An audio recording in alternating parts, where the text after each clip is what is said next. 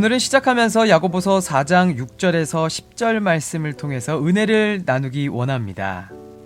우리가 온전히 예수 그리스도를 우리 삶의 주인으로 모시고 성령 하나님께 완전한 믿음의 충성을 보이며 살아갈 때요, 하나님께서는 우리를 도우시고 은혜를 부어주십니다. 야고보서 4장 6절 말씀입니다. 더욱 큰 은혜를 주시나니 그러므로 일렀으되 하나님이 교만한 자를 물리치시고 겸손한 자에게 은혜를 주신다 하였느니라.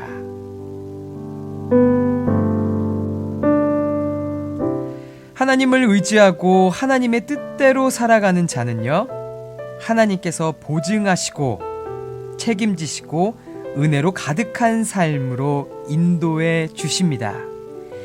저와 우리 청취자 여러분, 하나님을 의지하시고 하나님의 뜻대로 살길 간절히 소망하며 몸부림칠 때 성령 하나님께서 저와 여러분들의 발을 굳건하게 붙들어 주실 줄 믿습니다. 7절 말씀입니다.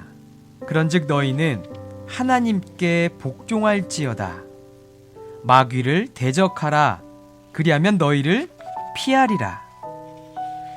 믿는 자들은 주님 오실 그날까지 믿음의 영적 전투의 삶을 살아야 될 줄 믿습니다.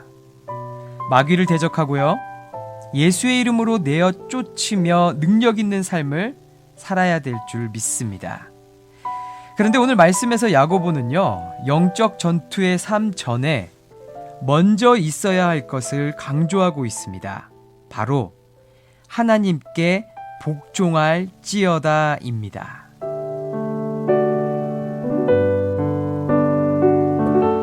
하나님께 복종하지 않으면요, 어느새 내 방식대로, 내 힘으로, 내 마음대로 싸우게 됩니다. 이는 하나님과 관계없는 자신의 정욕을 위한 싸움이 되는 것이죠. 야고보는요, 먼저 하나님께 복종하고 순종하여 나를 포기하는 삶을 살라고 말하고 있는 것입니다. 지금까지 내 삶의 원칙, 나만의 방식, 내가 쌓아놓은 삶의 패턴, 삶의 철학, 이 모든 것을 다 포기하고 하나님을 따라 사는 삶을 살아야 이 세상 어둠의 공중의 권세 잡은 자들과의 싸움에서 승리할 수 있는 것입니다. 나를 내려놓고 나를 버릴 때 내 안에 예수님이 충만하게 거하시고 그분이 일하시게 되실 줄 믿습니다. 믿음의 승리는 이미 하나님 나라의 군사들에게 주어진 것입니다. 승리는 나의 것이다. 승리는 저와 여러분의 것입니다. 이미 예수님께서 십자가에서 승리를 이루셨습니다. 우리는 그 승리를 누리면 됩니다. 하나님 나라의 군사는요, 하나님께 훈련받은 자들입니다. 하나님께 복종하는 자들입니다. 하나님만 따르는 자들입니다. 야고보는요, 8절에서 이렇게 말하고 있습니다. 하나님을 가까이 하라. 그리하면 너희를 가까이 하시리라. 죄인들아, 손을 깨끗이 하라. 두 마음을 품은 자들아, 마음을 성결하게 하라. 구원받은 하나님의 자녀들은 이미 하나님과 가까운 자들입니다. 우리가 믿음으로 구원을 받았고요, 믿음으로 성령의 침례를 받고 그리스도와 한 몸이 된 것입니다. 성령님은 우리와 항상 함께 하십니다. 우리가 의지를 가지고 더 하나님께 가까이 나아갈 때 하나님께서는 기다리셨다는 듯이 우리에게 그분의 따뜻한 손길을 경험하게 하십니다. 하나님을 가까이 할 때요, 우리는 죄를 멀리하게 되고요, 거룩한 삶을 살아갈 수 있게 됩니다. 하나님께서는 지금도 우리에게, 저와 여러분에게 내게로 나아오라, 나와 함께 교제하자고 말씀하고 계십니다. 야고보는 8절을 통해서요, 날마다 우리가 하나님과 맺어야 할 관계를 말하고 있습니다. 체험을 통해 하나님을 경험하고요, 그분을 닮아가는 삶을 강조하고 있는 것입니다. 그럼 우리는 어떻게 하나님과 개인적 관계 속에서 하나님께 가까이 할 수 있을까요? 야고보는 4장 8절 후반부에서 10절까지의 말씀을 통해서 우리에게 가르침을 주고 있습니다. 첫 번째, 손을 깨끗이 하라. 악행을 멈추고 죄를 짓지 말라고 말씀하고 있습니다. 두 번째, 마음을 성결하게 하라. 악한 생각을 멈추고 거룩함을 유지하라고 말씀하고 있습니다. 세 번째, 슬퍼하며 애통하며 울지어다. 나의 죄를 깨닫고 회개하라고 말씀하고 있는 것입니다. 네 번째, 너희 웃음을 애통으로, 너희 즐거움을 근심으로 바꿀지어다. 너희가 짓는 죄를 가볍게 생각하지 말고 늘 깨어 각성하라는 말씀입니다. 마지막으로 주 앞에서 낮추라. 자신을 버리고 겸손히 주 앞에 나아오라는 말씀입니다. 그러면 주께서 너희를 높이시리라. 저와 여러분을 높이신다고 말씀하고 계십니다.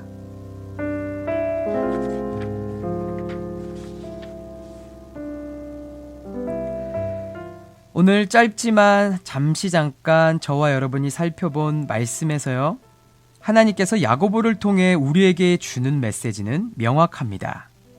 우리 함께 믿음을 취하기 원합니다.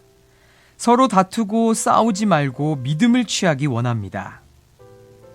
자신의 정욕 때문에 서로 분쟁하지 말고요, 기도함으로 다시금 하나님 중심의 삶을 살기를 간절히 소망합니다.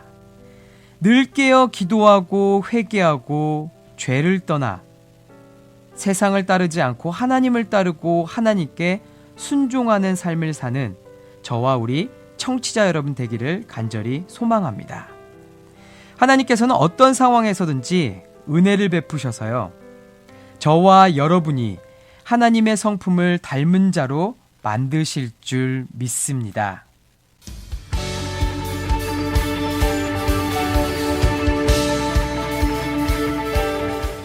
이재훈 목사와 함께하는 조직신학 여행, 마커스 워십의 덮으소서로 시작합니다. 주여, 우리를 통하여 주의 영광을 선포하게 하여 주시옵소서.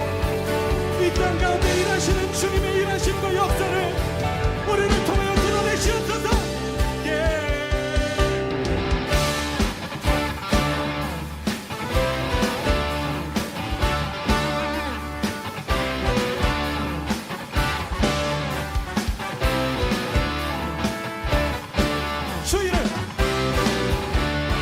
주의를 온 세상에 높이고 전파하는 모두에게 하소서.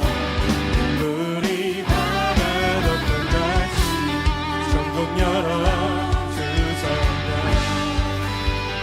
불러주소서. 하소서 영광으로 주의 영광 땅 위에 덮으소서. 천국의 소리로 덮으소서. 덮으소서 영광으로 주의 영광 위에 덮으소서. 천국의 소리로 덮으소서. 할렐루야.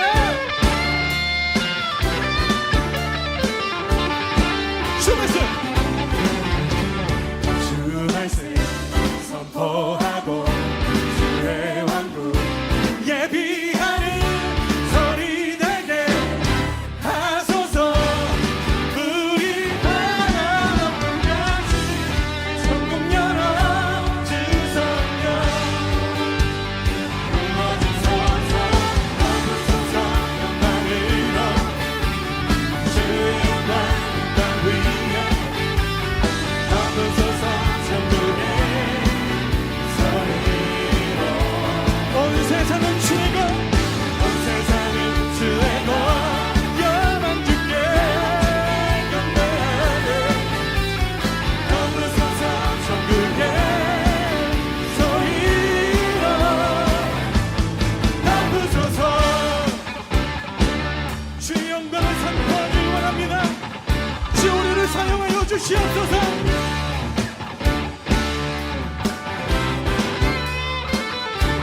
천국 열어, 천국 열어주소서. 새로에 퍼지도록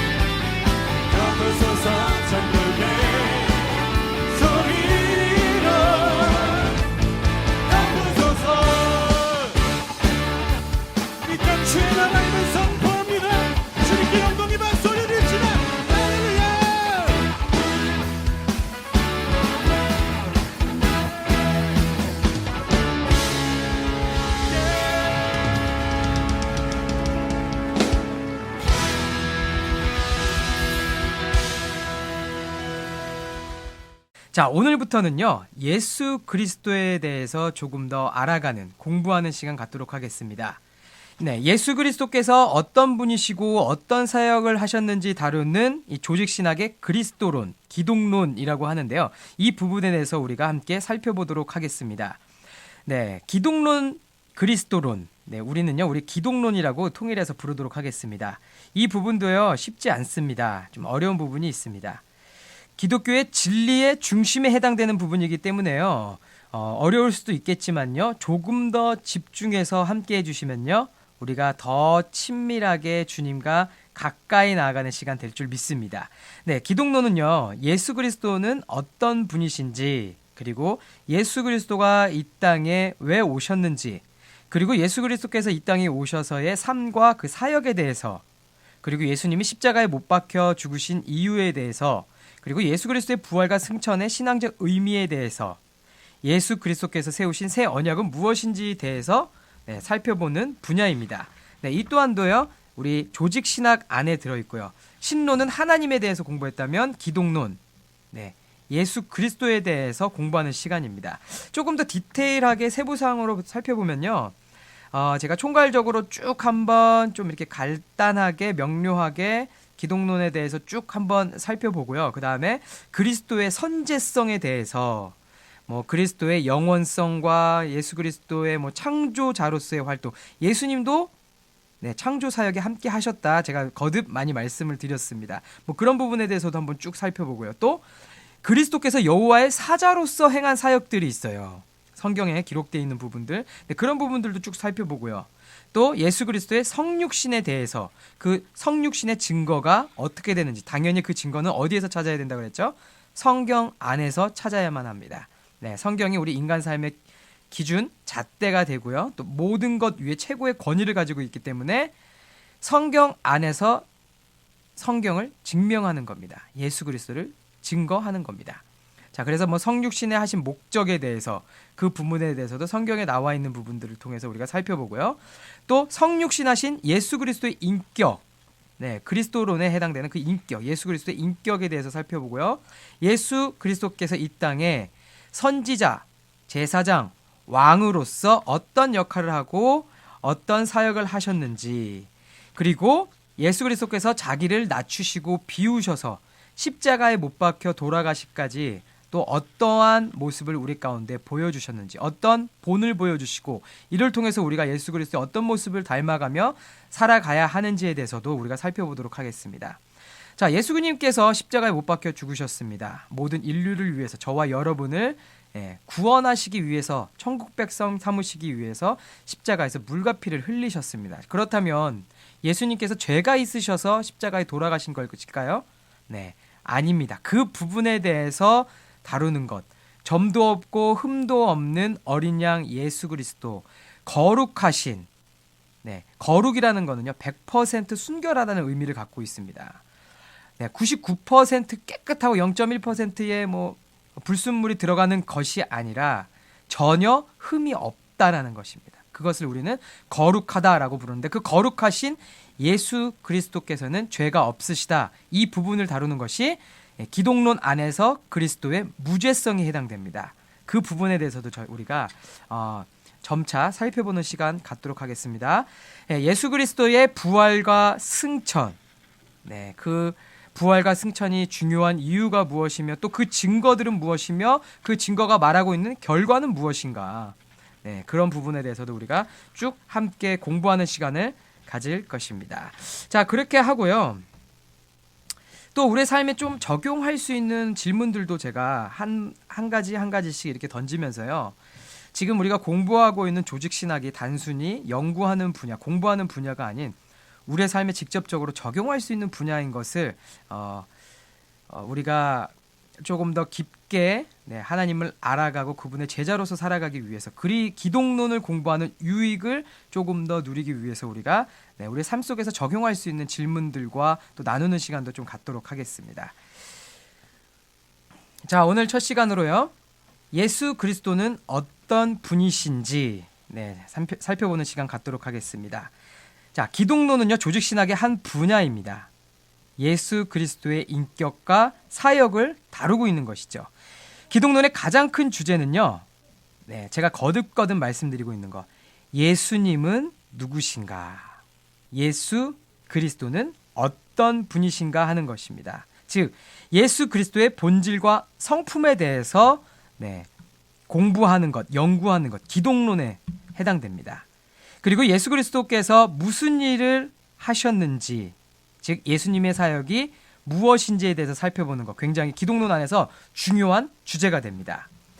예수 그리스도가 어떤 분인지를 알기 위해서는요, 우리는 무엇에 의지해야 할까요? 네, 질문입니다. 예수 그리스도를 알기 위해서는 어떻게 해야 할까요? 당연히 정답은 무엇이죠? 바로 성경 말씀을 펼쳐보는 겁니다. 성경 안에서 예수님이 어떻게 기록되어 있는지 성경이 말하고 있는 것이 명확한 증거가 될 것입니다. 성경 말씀이야말로 예수 그리스도가 어떤 분인지를 알려주는 유일무이한 원천이 되는 것입니다. 네, 지난 성경론 말씀드리고 계시에 대해서 말씀드릴 때도 제가 이 말씀을 드린 적이 있어요. 내가 꿈을 꿨는데 아니면 기도를 했는데 하나님께서 나에게 이러한 계시를 주셨다. 네, 어떤 그림을 보여주셨다. 어떻게 말씀하셨다. 그런데 그게 진짜 들어맞다더라. 진짜 그것이 명확하게 현실로 나타나다더라. 이런 이유를 들면서 성경의 권위보다 뭔가 내가 하나님께 받은 마음이나 말씀이나 뭔가 그런 메시지, 이것을 좀 과격하게 표현해서 어떤 사람들은 계시다 이렇게 표현하는데, 제가 말씀드렸죠. 성경 66권 이외에 계시는 없다. 그렇기 때문에 하나님께서 주신 말씀, 감동, 뭔가 메시지 이런 부분들을 계시라고 표현하면 이단이 되는 겁니다. 분명히 말씀드리는 거는 성경 말씀 이외에 계시는 없다라는 겁니다. 하지만 오늘 아침에 우리가 성경 말씀을 읽고 묵상하고 하나님께서 내 마음에 주시는 감동과 메시지, 그것은 우리가 그 교훈을 붙들고 살아갈 수 있는, 우리 양심 안에 주시는 그 말씀을 붙들고 살아가는 것, 거룩한 삶을 살기 위해, 성화하는 삶을 살기 위해 몸부림치며 살아가는 것, 성령님께서 도와주시고 또 기뻐하시는 부분이에요. 하지만 그것을 계시다라고 얘기하는 건 이단이 되는 것입니다. 절대 그렇게 표현하시면 안 되고요.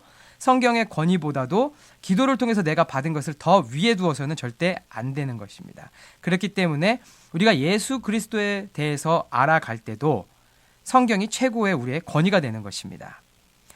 일반 역사가들의 작품 속에서도요, 예수님에 관한 기록들이 등장합니다. 예를 들어서 로마의 이 역사가 타키투스라는 사람이 있어요. 또 유대 역사가 요세푸스라는 사람들이 있습니다. 이 사람들의 이 저작에서도 보면요, 예수님의 죽으심과 부활에 대한 소문 등을 기록하고 있는 부분들이 많이 나옵니다.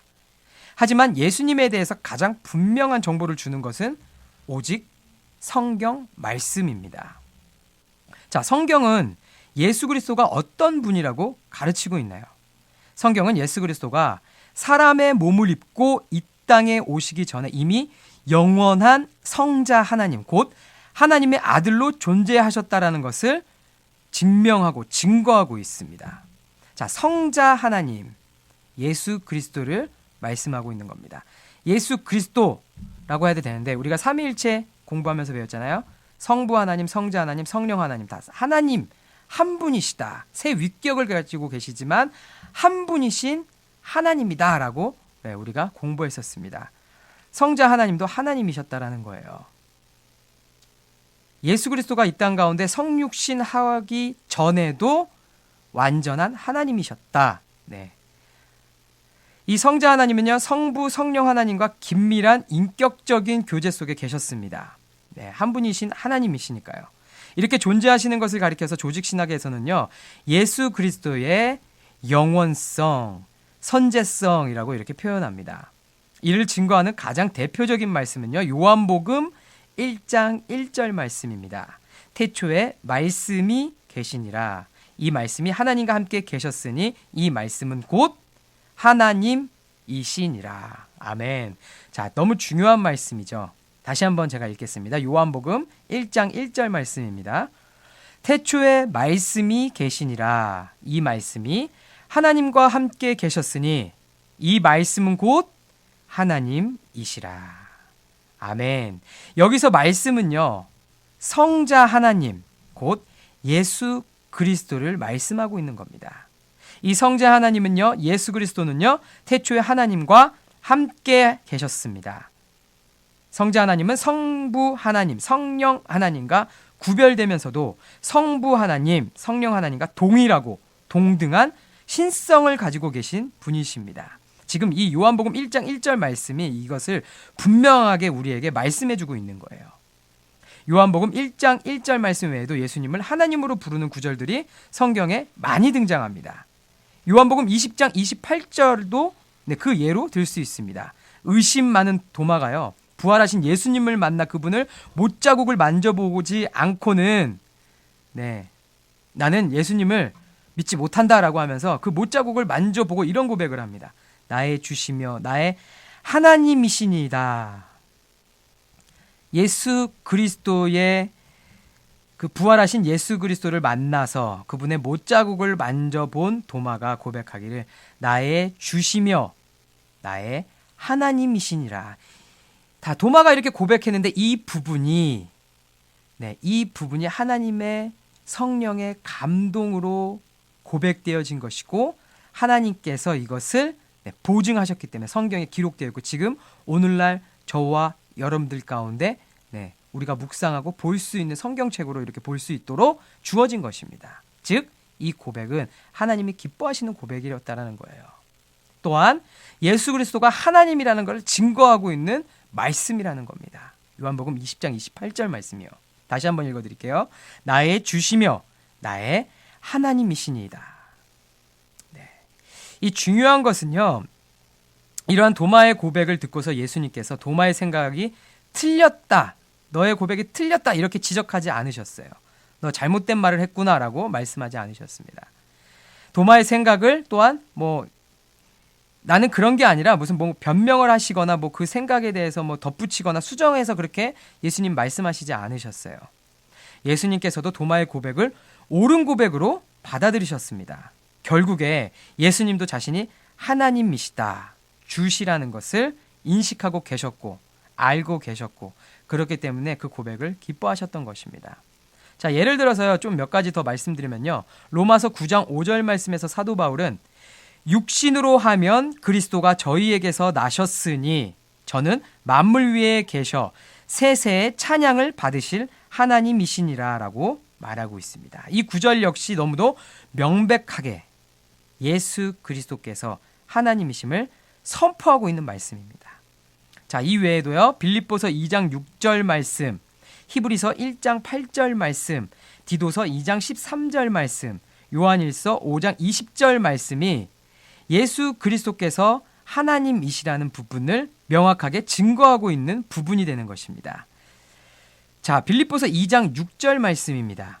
그는 근본 하나님의 본체시나 하나님과 동등됨을 취할 것으로 여기지 아니하시고 오히려 자기를 비워 종의 형체를 가지사 사람들과 같이 되셨고 사람의 모양으로 나타나사 자기를 낮추시고 죽기까지 복종하셨으니 곧 십자가에 죽으심이라. 히브리서 1장 8절 말씀입니다. 아들에 관하여는 하나님이여 주의 보좌는 영영하며 주의 나라의 규는 공평한 규이니이다. 주께서 의를 사랑하시고 불법을 미워하셨으니 그러므로 하나님 곧 주의 하나님이 즐거움의 기름을 주께 부어 주를 동류들보다 뛰어나게 하셨도다 하였고. 아멘. 디도서 2장 13절 말씀입니다. 복스러운 소망과 우리의 크신 하나님 구주 예수 그리스도의 영광이 나타나심을 기다리게 하셨으니, 이렇게 고백하고 있습니다. 요한 1서 5장 20절 말씀입니다. 또 아는 것은 하나님의 아들이 이르러 우리에게 지각을 주사 우리로 참된 자를 알게 하신 것과 또한 우리가 참된 자 곧 그의 아들 예수 그리스도 안에 있는 것이니 그는 참 하나님이시요 영생이시라. 아멘. 하나님이 예수님 되시고 예수님이 하나님 되심을 말씀하고 있는 부분입니다. 주의 성령이 내게 임하여 주를 찬양합니다. 우리 주의 성령이 내게 임하여 주를 찬양합니다. 네, 지금까지 예수님의 하나님 되심에 대해서 살펴봤습니다. 자, 이제는 예수님께서 인간의 몸을 입으시고 이 땅에 오신 성육신한 부분에 대해서 살펴보는 시간 갖도록 하겠습니다. 성경은요, 예수 그리스도의 성육신과 인성에 대해서도 자세하게 증거하고 있습니다. 증거되었기 때문에 우리가 연구할 수 있는 거고요. 우리가 깨달을 수 있고 알 수 있는 것이죠. 그렇죠? 성경 말씀이 말씀하고 있지 않으면 우리는 성육신에 대한 그 비밀을 알 수가 없습니다. 클리어하게 이해할 수도 없죠. 하지만 성경이 분명하고 자세하게 증거하고 있습니다. 예수님의 성육신과 관련한 대표적인 구절, 요한복음 1장 14절 말씀입니다. 말씀이 육신이 되어 우리 가운데 거하심에 우리가 그 영광을 보니 아버지의 독생자의 영광이요 은혜와 진리가 충만하더라. 아멘. 처음 부분에 이렇게 시작하죠. 말씀이 육신이 되어 우리 가운데 거하심에. 네, 예수 그리스도께서 성육신하셔서 우리 가운데 오셨다라는 거예요. 하나님의 본체이신 예수 그리스도께서 육신의 몸을 입고 이 땅에 오셔서 우리가 그 영광을 볼 수 있었다라는 것입니다. 그분이 아버지의 독생자의 영광이요 은혜와 진리가 충만하신 분이십니다. 자, 이 구절은요, 하나님의 아들이 인간의 몸을 입고 이 땅에 오셨음을 증거하고 있습니다. 자, 예수님께서 인간이십니까? 신이십니까? 이 두 가지 놓고 질문했을 때요. 자, 예수님께서 인간이다라고 생각하시는 분 손 한번 들어보세요. 자, 그 다음 예수님께서는 하나님이시다, 완전한 하나님이시다라고 생각하시는 분 손 들어보세요. 네, 자, 정답이 무엇이라고 했죠? 네, 제가 여러 번 강조드려서 말씀드렸습니다. 정답은요, 2번 다 손 드셨어야 돼요. 네, 예수님께서는 인간의 몸을 입으시고 이 땅에 오신 하나님이시기 때문에 2번 다 손을 들었어야 됩니다. 그렇죠? 네, 예수님께서는 육신을 입고 하나님의 본체이시지만 이 땅에 육신을 입고 오셨다. 네, 이렇게 명확하게 우리가 이해할 수 있습니다. 자, 이 말씀 이외에도요, 예수님의 인성을 확증해주는 성경 내용이 많이 있습니다. 예수님께서 금식하신 후 줄이셨던 것, 네, 여러분들 그 부분들 아시죠? 또 사역으로 인해서 피곤하셨던 것, 또 목이 말라서 수가성 여인에게 좀 물을 달라고 하셨죠. 또 나사로의 죽음에 대해서도 애통하시며 우셨습니다. 네, 이런 부분들이 우리와 같은 사람의 몸으로 감정도 가지시고 똑같이 굶주리시기도 하시고요. 뭘 안 드시면 배고프시기도 하셨고, 또 잠을 안 자면 피곤하시기도 하셨던 분이시 바로 예수님이셨다라는 겁니다. 뭔가 슈퍼맨처럼 초월해서 뭔가 인간이 해야 될 무슨 필요로 하는 그러한 생물학적 부분들을 충족을 시키지 않아도 살아갈 수 있는 뭐 그런 초자연적인 뭔가 그런 분이라고 생각하는 것보다도요, 초자연적인 일을 행하시는 분이시지만 인간의 몸을 입고 인간과 똑같이 생활하시고 사시고 이런 부분들을, 의식주의 부분들을 충족하며 살아가셨다라는 것입니다. 또 예수님께서는요, 십자가에 달리셨을 때 어떠셨죠? 피와 물이 쏟아지는 거 또 아주 명백한 증거가 됩니다. 피와 물은요, 예수님의 육신이 참 사람의 몸이었음을 증거해주고 있는 것입니다. 자, 그럼에도 불구하고요, 초대교회 당시에 몇몇 이단 세력들이요, 예수님의 인성을 철저하게 부인했습니다. 철저하게 부인했어요. 그래서 오늘날도 이단이라고 했을 때 예수님께서 이 땅 가운데 육신을 입고 오신 하나님의 아들이라는 것을 믿으면 성경을 올바로 믿고 정통적인 신앙을 따르고 있는 것이고, 그것을 믿지 않으면 이단이다라고 우리가 얘기를 하는데요. 초대교회 이런 이단들이 너무 많았기 때문에 이것이 하나의 분별하는 기준이 되어버리는 거예요. 그 당시에 도세티니즘이라고 있었습니다. 그러니까 한국말로 하면 가현설이라고 해요.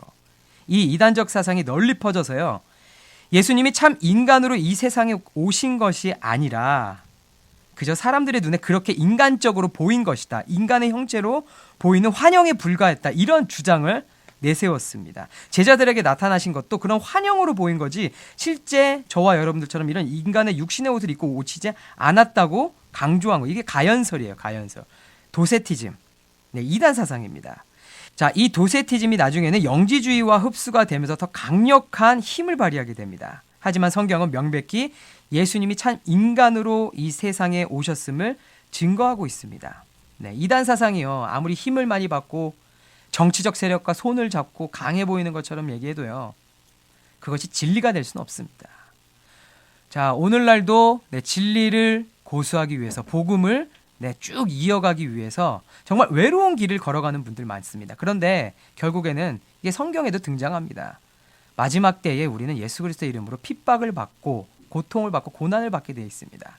진리를 지키고 마지막 때에 거룩한 삶을 살기 위해서는요, 대중과는 다르다는 거예요. 많은 사람들이 이것이 진리야, 이게 옳아, 이 세상은 사실 이렇게 흘러가야 돼, 이런 것들이 법제화돼야 돼, 이런 것들이 정치화돼야 돼, 그래서 우리는 이런 사람들을 찍어야 돼, 우리는 이런 사람들을 밀어야 돼, 우리는 이런 사상을 믿어야 돼, 이 이념이 맞아라고 외치지만요, 그것은 진리가 아닙니다. 구태여 보이고요, 뭔가 뒤처져 보이는 것처럼도 보이고요, 고지식해 보이는 것 같기도 하고요, 너무 외골수인 것처럼 보일 수 있겠지만요, 그럼에도 불구하고 성경만 믿고 따르는 것이 진리를 믿고 살아가고요, 천국에 가는 길이 되는 것입니다. 다수를 따라가는 거, 뭐 민주주의처럼, 민주주의가 참 하나님께서 우리에게 주신 좋은 정치 질서 중에 하나입니다. 하지만 많은 사람들이 그렇다고 해서 그것이 진리가 되는 게 아니라는 거예요.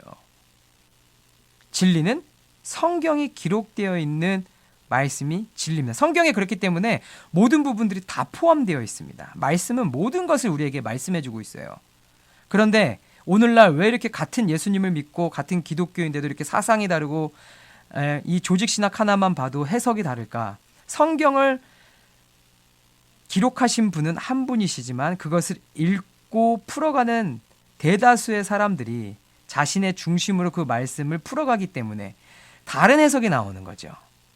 그래서 다른 사상을 만들어내고 이념을 만들어내는 것입니다. 이것이 제가 뭐라 그랬죠? 다원주의 사회에, 포스트 모더니즘 사회에 독자 중심의 해석을 하는 것이기 때문이다라고 말씀을 드렸습니다. 성경은 독자 중심의 성경 해석을 해서는 안 되고요. 성경은 기록하신 분, 성령 하나님이 인간 저자를 사용하셔서 기록한 제1저자의 의도를 먼저 파악하고 그 1저자가 무엇을 얘기하고 있는가, 성령의 감동에 의해 성경을 써나간 인간 저자가 당시 문화적 배경과 시대적 배경과 역사적 배경과 또 그 시대 속에서 살아가고 있는 사람들에게 어떤 메시지를 던지고 있는가를 먼저 파악하는 게 먼저라고 말씀을 드렸습니다. 독자 중심이 아닌 저자 중심으로 우리가 이해해야 된다라고 말씀을 드렸어요. 그렇기 때문에 고대 텍스트이지만 오늘날까지도 이 진리는 변하지 않아요. 바뀌지 않습니다. 영지주의를 불러왔던 도세티즘, 당시 강력한 세력이었고 힘이었고 정치화되어 있지만 그것은 이단이었다, 그것은 진리가 아니다라는 것입니다. 오늘날도 마찬가지입니다. 명백히 예수님이 하나님이심을 증거하는 것은 성경 말씀이다. 그 성경은 예나 지금이나 변하지 않는다. 자, 요한 1서예요. 이 도세티즘이나 영지주의 쪽으로 흘러가면서 뭔가 이제 이단 사상처럼 흘러가는, 뭔가 진리인 것처럼 세력화하는 부분에 대한 가르침이 많이 나옵니다. 요한 1서 4장 1절에서 3절까지 그 핵심 구절이 나오는데요. 제가 읽겠습니다. 사랑하는 자들아, 영을 다 믿지 말고 오직 영들이 하나님께 속하였나 시험하라. 많은 거짓 선지자가 세상에 나왔음이니라. 하나님의 영은 이것으로 알지니 곧 예수 그리스도께서 육체로 오신 것을 시인하는 영마다 하나님께 속한 것이요, 예수를 시인하지 아니하는 영마다 하나님께 속한 것이 아니니 이것이 곧 적그리스도의 영이니라 오리라 한 말을 너희가 들었거니와 이제 벌써 세상에 있느니라. 하나님께서 지금도 저와 여러분에게 이 말씀을 주고 계신 겁니다.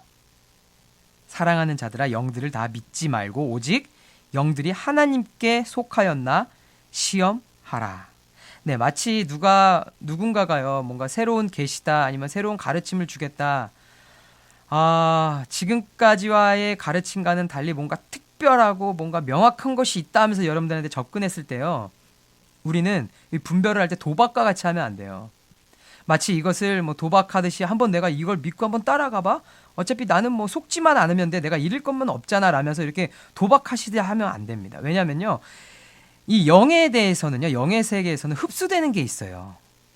나의 이성과 나의 마음은 그렇지 않은데 영이 그쪽으로 자꾸 흡수되어서 빠져가 버리면요, 잘못된 사상과 이념 아래서 그것이 진짜인 것처럼 마치 나도 모르게 그것을 인식하게 됩니다. 주님께서 말씀하시는 거예요, 명확하게. 영들을 다 믿지 말고 오직 영들이 하나님께 속하였나 시험하라. 아닌 것 같으면요, 여러분들 그것을 등 돌리는 것이 옳습니다. 그리고 여러분들 섬기시는 교회의 교역자분들, 담임 목사님께 찾아가셔서 여쭤보시고 그 부분에 대해서 명확히 짚고 넘어갈 필요가 있습니다. 우리 주변에 건강한 사역자들이 너무 많습니다. 성경을 믿고 따르고 진리로 여기면서 하나님의 말씀을 쭉 전하시는 분들이 많이 계세요. 그런 분들에게 딱 물어봤을 때 뭔가 이상하다 싶으면요, 굳이 그런 뭔가 새로운 것이다, 특별한 것이다 따라갈 필요가 없습니다. 여러분들의 영을요, 거기다가 팔지 마세요. 성경 말씀하십니다. 시험하라. 많은 거짓 선지자가 세상에 나왔음이니라. 이렇게요, 요한 1서 4장 1절에서 3절 말씀, 이 구절에서 우리는요, 예수님이 참 하나님이실 뿐만 아니라 참 인간의 몸을 입고 이 땅에 오셨다는 것이 얼마나 중요한지 우리는 알 수 있는 것입니다. 이 사실을 받아들이느냐 받아들이지 않느냐에 따라서 하나님께 속한 영과 적그리스도의 영이 구별되는 것입니다. 사랑하는 청취자 여러분, 예수 그리스도께서 이 땅에 참 인간의 몸을 입고 오셨다는 것을 믿으십니까? 여러분께서는 하나님께 속한 영을 갖고 계신 것입니다. 그리스도의 영에 속한 분들이십니다. 자, 3세기 말 4세기 초에요, 아리우스라는 사람이 등장해서요, 예수님은 하나님 아버지와 동등한 신성을 가지신 분이 아니라 단지 특별한 능력을 소유한 피조물에 불과하다고 주장했습니다. 정통교리는요, 아리우스를 따르는 추종 세력이 큰 위협으로 다가오자 이 주후 325년 로마 황제 콘스탄티누스의 도움으로 터키 지역의 니케아에서 공회의를 소집하게 됩니다. 그리고 그 공회의에서요, 정통교리를 수호하기로 결정합니다. 자, 그러면서 니케아 신경을 채택하게 되죠. 자, 니케아 신경은요, 예수 그리스도가 하나님 아버지와 동일한 신적 본질을 가지신 하나님의 아들이심을 선포하고 있습니다. 자, 우리가 그동안 많이 들어왔던 니케아 신경, 니케아 신조, 이게 이러한 배경 아래서 나온 거예요. 자, 그 당시에요, 이 아리우스에 대항해서 이 정통교리를 변호한 사람들이요, 바로 아타나시우스라는 사람들입니다. 우리가 많이 들어봤죠? 이 아타나시우스. 자, 이 아타나시우스는요, 이집트 알렉산드리아의 주교로서 당내 가장 위대한 신학자였습니다. 특히 이 아타나시우스는요, 아리우스의 이단 사상을 비판하고 정통교리 확립에 지대한 공헌을 하게 됩니다. 자, 이어서 주후 451년 칼케돈에서 열린 제4차 공의회에서요, 정통교회는 예수 그리스도의 신성과 인성이 그분의 한 인격 안에서 분리, 변화, 혼돈, 분열 없이 연합되었다는 칼케돈 신경을 작성하게 됩니다. 결국 예수님은 참 하나님이시자 참 사람이시라는 성경의 가르침이 참된 진리임을 재확인하게 된 것입니다. 한 주간 제 귓가에 계속 맴돌았던 찬양이 있습니다. 바로 우리 주 하나님인데요. 자, 마지막 곡으로요, 스톤게이트 뮤직의 우리 주 하나님 보내드리면서 저는 오늘 이만 인사드리겠습니다. 지금까지 이재훈 목사와 함께하는 조직신학 여행이었습니다. 청취자 여러분, 한 주간도 우리 하나님 아버지와 예수 그리스도와 성령 하나님과 깊은 사랑의 교제 나누시기를 예수님의 이름으로 축복합니다.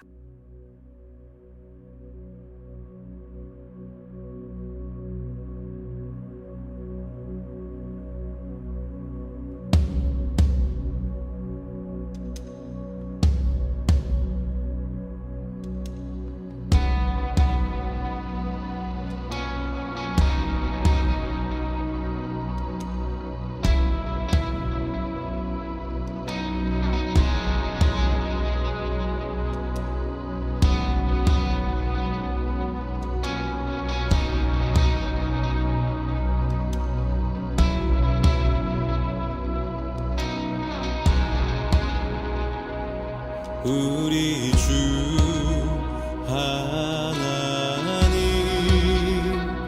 그 영광 위를 받기에 합당하신 지금 여기 계신 하나님, 온 천지 만물을